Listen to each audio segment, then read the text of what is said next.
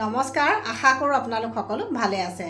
আজিকালি প্ৰতিটো পৰিয়ালতে কোনোবা নহয় কোনোবা ডায়েবেটিছ পেচেণ্ট থাকেই। আৰু আজিকালি মানুহৰ কম বয়সতে ডায়েবেটিছ নামৰ ৰোগটো হোৱাও দেখা পোৱা যায়। ইয়াৰ কাৰণ কিন্তু বহুত আছে, তথাপিতো আমি কিছুমান বিশেষ খাদ্যৰ যোগেদি ডায়েবেটিছ নামৰ এই বেমাৰটো প্ৰাকৃতিকভাৱে প্ৰতিৰোধ কৰিব পাৰোঁ বা প্ৰিভেণ্ট কৰিব পাৰোঁ। তেনেকুৱা 12বিধ খাদ্যৰ বিষয়ে আজি আপোনালোকক জনাম, যিকেইবিধ খালে সহজতে ডায়েবেটিছ নামৰ বেমাৰটো নহয়। আৰু এই খাদ্যকেইবিধ ডায়েবেটিছ ৰোগীৰ কাৰণেও বিশেষভাৱে উপকাৰী। গতিকে সম্পূৰ্ণ ভিডিঅ'টো চাব, যাতে আপুনি নিজৰ বা পৰিয়ালৰ আন কাৰোবাক সহায় কৰিব পাৰে। তেনেহ'লে ভিডিঅ'টো দেৰি নকৰোঁ, জানোচোন আহক এই খাদ্যকেইবিধ কি কি। প্ৰথমবিধ খাদ্য হৈছে গ্ৰীষ্মকালত হোৱা এবিধ থলুৱা ফল, যাৰ নাম হৈছে ক'লা জামুক।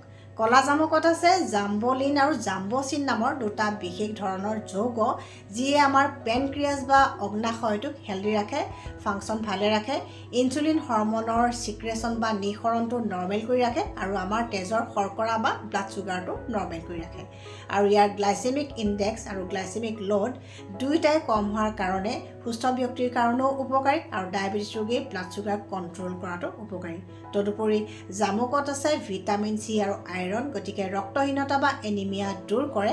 আৰু ইয়াত আছে এন্থোচায়ানিনৰ দৰে কিছুমান বিশেষ ধৰণৰ এণ্টিঅক্সিডেণ্ট, যিয়ে আমাৰ দেহক ফ্ৰী ৰেডিকেলৰ ক্ষতিকাৰক প্ৰভাৱৰ পৰা বচাই ৰাখে আৰু পেনক্ৰিয়াজকো বচাই ৰাখে, গতিকে ডায়েবেটিছ ৰোগ হোৱাৰ সম্ভাৱনা বহুতখিনি কমাই ৰাখে। 2 নম্বৰ খাদ্যবিধৰ লগত অসমীয়া মানুহৰ আৱেগ জড়িত হৈ আছে, যাৰ নাম হৈছে ঔটেঙা। ঔটেঙাৰ গ্লাইচেমিক ইণ্ডেক্স কম, কিন্তু ঔটেঙাত যথেষ্ট পৰিমাণে ফাইবাৰ থাকে। গ্লাইচেমিক ইণ্ডেক্স কম থকাৰ কাৰণে আমাৰ তেজত চুগাৰ স্পাইক হঠাতে নহয়, অৰ্থাৎ আমাৰ তেজত শৰ্কৰা বা ব্লাড চুগাৰটো নৰ্মেল হৈ থাকে।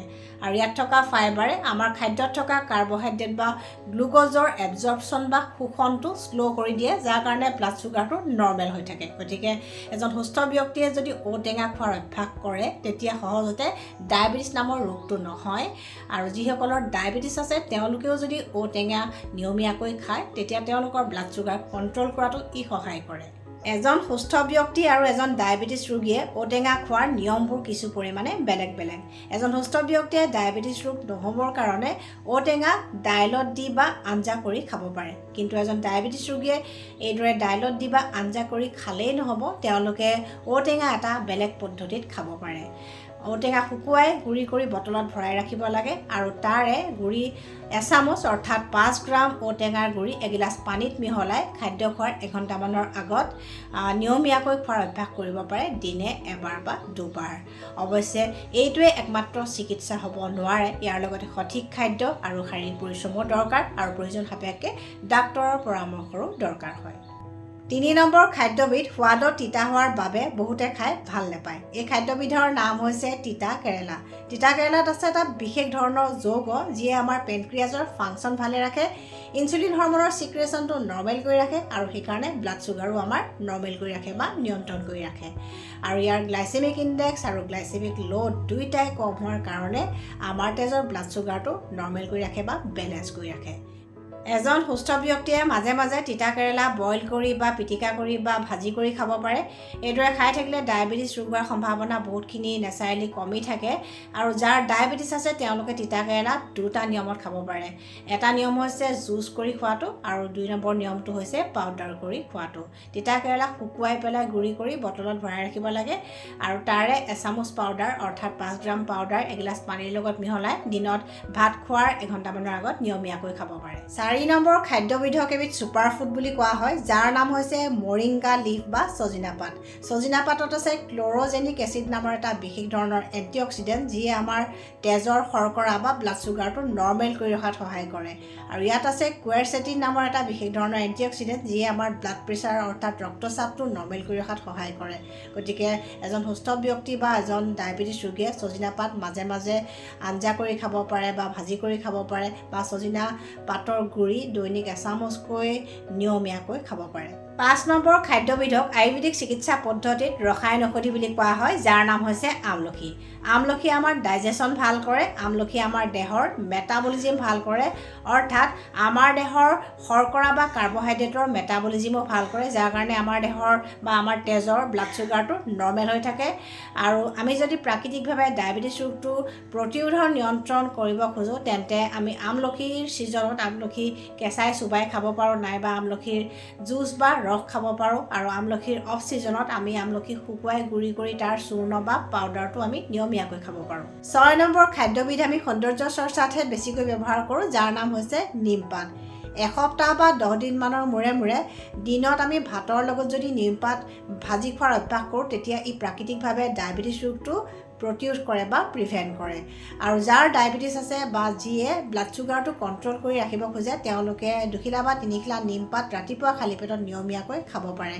আৰু আমি সুস্থ ব্যক্তিসকলেও ৰাতিপুৱা খালী পেটত 1 খিলা বা 2 খিলা নিমপাত 15 দিন বা 10 দিনমানৰ মূৰে মূৰে খাব পাৰোঁ। আৰু যাৰ ডায়েবেটিছ আছে তেওঁলোকে নিমপাত যদি ৰাতিপুৱা সদায় নিয়মীয়াকৈ খায়, কিন্তু ব্লাড চুগাৰটো সদায় মনিটৰ কৰি থাকিব লাগিব, কাৰণ কেতিয়াবা ব্লাড চুগাৰটো কমিও যাব পাৰে, বাঢ়িব পাৰে। গতিকে আপোনালোকে নিজৰ ব্লাড চুগাৰ মতেহে নিমপাত কিমান পৰিমাণত খাব বা কিমান দিনলৈকে খাব সেইটো নিৰ্ধাৰণ কৰি ল'ব। 7 নম্বৰ খাদ্যবিধ হৈছে এবিধ গ্ৰীষ্মকালীন থলুৱা পাচলি, যাৰ নাম হৈছে ভেন্দি। ভেন্দিৰ গ্লাইচেমিক ইণ্ডেক্স কম, ভেন্দিত কেলৰি কম থাকে, কিন্তু ভেন্দিত ফাইবাৰ বেছি থাকে। সেইকাৰণে ভেন্দি খালে আমি খোৱা খাদ্যত থকা কাৰ্বহাইড্ৰেট বা গ্লুক'জৰ এবজৰ্পশ্যন বা শোষণটো শ্ল' হয়, যাৰ কাৰণে আমাৰ ব্লাড চুগাৰ বা তেজৰ শৰ্কৰাটো নৰ্মেল হৈ থাকে বা স্বাভাৱিক হৈ থাকে। আৰু যাৰ ডায়েবেটিছ আছে তেওঁলোকে ভেন্দিৰ 2টা বা 3টা চকলিয়াই লৈ বা কুটি লৈ এগিলাচ পানীত ৰাতি তিয়াই ৰাখিব আৰু ৰাতিপুৱা চেকনিৰে চেকি সেই পানীখিনি খালী পেটত নিয়মীয়াকৈ খোৱাৰ অভ্যাস কৰিলে তেওঁলোকৰ ব্লাড চুগাৰটো যথেষ্ট কণ্ট্ৰল হৈ থাকিব। কাৰণ বিভিন্ন গৱেষণাৰ তথ্যৰ মতে ভেন্দিত এনেকুৱা কিছুমান বিশেষ উপাদান আছে যিয়ে ব্লাড চুগাৰটো নৰ্মেল কৰি ৰখাত সহায় কৰে। 8 নম্বৰ খাদ্যবিধ হৈছে পাকঘৰৰ এবিধ মছলা, যাৰ নাম হৈছে মেথিগুটি। মেথিগুটি আৰু মেথি শাকত এটা বিশেষ ধৰণৰ এমিনো এচিড আছে, যাৰ নাম হৈছে 4-হাইড্ৰক্সি আইচ'লিউচিন। এই এমিনো এচিডটোৱে আমাৰ পেনক্ৰিয়াজৰ ফাংচন ভালে ৰাখে, ইনচুলিন হৰমনৰ চিক্ৰেশ্যনটো নৰ্মেল কৰি ৰাখে আৰু ব্লাড চুগাৰো নৰ্মেল কৰি ৰাখে। আমি যদি ডায়েবেটিছ ৰোগটো প্ৰাকৃতিকভাৱে প্ৰতিৰোধ কৰিব খোজোঁ তেন্তে মেথি শাকৰ ছিজনত আমি মেথি শাক নিয়মীয়াকৈ খাব পাৰোঁ। আৰু মেথিগুটি আমি নিয়মীয়াকৈ ব্যঞ্জনত দিও আমি খাব পাৰোঁ। অৱশ্যে শুকানে ভাজি গুড়ি কৰি বটলত ভৰাই থৈ তাৰে অকণমান মেথিগুটিৰ গুড়ি আমি ব্ৰেকফাষ্ট বা লাঞ্চৰ সময়ত নিয়মীয়াকৈ খালেও একো অপকাৰ নকৰে। আৰু যাৰ ডায়েবেটিছ আছে তেওঁলোকে এচামুচ মেথিগুটি এগিলাচ পানীত এৰাতি তিয়াই ৰাখিব আৰু ৰাতিপুৱা খালী পেটত মেথিগুটিকেইটা চুবাই পানী গিলাচৰ সৈতে নিয়মীয়াকৈ খোৱাৰ অভ্যাস কৰিব পাৰে। তেনে কৰিলে তেওঁলোকৰ ব্লাড চুগাৰটো কণ্ট্ৰল হৈ থাকে। এই কথাবোৰ সকলোৱে জানে, কিন্তু জানিলেও আজি আপোনালোকৰ লগত শ্বেয়াৰ কৰিছোঁ। 9 নম্বৰ খাদ্যবিধ হৈছে চালাড। বিভিন্ন গৱেষণাৰ তথ্যৰ মতে ব্ৰেকফাষ্ট বা লাঞ্চৰ আগত যদি আমি চালাড খোৱাৰ অভ্যাস কৰোঁ তেতিয়া ই আমাৰ ব্লাড চুগাৰটো নৰ্মেল কৰি ৰখাত সহায় কৰে। বিশেষকৈ তিয়ঁহ, পিঁয়াজৰ চালাড আৰু গজালি ওলোৱা বুট বা মগুৰ চালাড এইবিলাকে আমাৰ ব্লাড চুগাৰটো নৰ্মেল কৰি ৰখাত সহায় কৰে। গতিকে দৈনন্দিন খাদ্য তালিকাত চালাড অন্তৰ্ভুক্ত কৰক। ই নেচাৰেলি ব্লাড চুগাৰটো কণ্ট্ৰল কৰে বা প্ৰিভেনশ্যন কৰাটো সহায় কৰে। 10 নম্বৰ খাদ্যবিধ হৈছে মিলেট। জোৱাৰ, ৰাগি, বাজৰা এনেকুৱা ধৰণৰ খাদ্য শস্যবোৰক মিলেট বুলি কোৱা হয়। আৰু বিভিন্ন গৱেষণাৰ তথ্যৰ মতে এনেকুৱা মিলেট জাতীয় শস্যবিলাকে আমাৰ ব্লাড চুগাৰটো নৰ্মেল কৰি ৰখাত সহায় কৰে। আৰু মিলেট হৈছে এবিধ পুষ্টিকৰ খাদ্য, অৰ্থাৎ ইয়াত যথেষ্ট পৰিমাণে ভিটামিন, খনিজ আৰু এণ্টিঅক্সিডেণ্ট থাকে আৰু দেহৰ কাৰণে বহুতো প্ৰয়োজনীয় উপাদান থাকে। গতিকে আমি যদি পাৰোঁ খাদ্য তালিকাত এনেকুৱা মিলেটবিলাক অন্তৰ্ভুক্ত কৰিবলৈ চেষ্টা কৰিব পাৰোঁ। 11 নম্বৰ খাদ্যবিধ হৈছে কিছুমান গছৰ গুটি আৰু শুকান ফল। ছানফ্লাৱাৰ চিড বা সূৰ্যমুখী ফুলৰ গুটি, পাম্পকিন চিড বা ৰঙালা গুটি, চিয়া চিড বা টুকমা, ফ্লেক্সিড বা তিচি গুটি আৰু ৰঙা বাদাম, কাঠবাদাম এনেকুৱা ধৰণৰ শুকান ফলত আছে ওমেগা 3 ফেটি এচিডৰ দৰে কিছুমান হেল্ডি ফেট, যিয়ে ব্লাড চুগাৰটো নৰ্মেল কৰি ৰখাত সহায় কৰে। গতিকে দৈনন্দিন খাদ্য তালিকাত এনেকুৱা গুটি বা শুকান ফল যদি আমি খোৱাৰ অভ্যাস কৰোঁ তেতিয়া আমাৰ ডায়েবেটিছ ৰোগ হোৱাৰ সম্ভাৱনা বহুতখিনি কমি থাকে। 12 নম্বৰ খাদ্যবিধ হৈছে দুবিধ বিশেষ মছলা, তেজপাত আৰু ডালচেনি। বিভিন্ন গৱেষণাৰ তথ্যৰ মতে তেজপাত আৰু ডালচেনিত কিছুমান বিশেষ উপাদান থাকে যিয়ে আমাৰ তেজৰ ব্লাড চুগাৰটো নৰ্মেল কৰি ৰখাত সহায় কৰে। গতিকে প্ৰাকৃতিকভাৱে যদি ডায়েবেটিছ ৰোগটো প্ৰতিৰোধ আৰু নিয়ন্ত্ৰণ কৰিব খোজোঁ তেন্তে এই 12বিধ খাদ্য আমি খাদ্য তালিকাত অন্তৰ্ভুক্ত কৰিব পাৰোঁ। কিন্তু তাৰ লগতে আমি কিছুমান বিশেষ কথাটো গুৰুত্ব দিব লাগিব। জানি লওঁ আহক এই বিশেষ কথাবিলাক কি কি।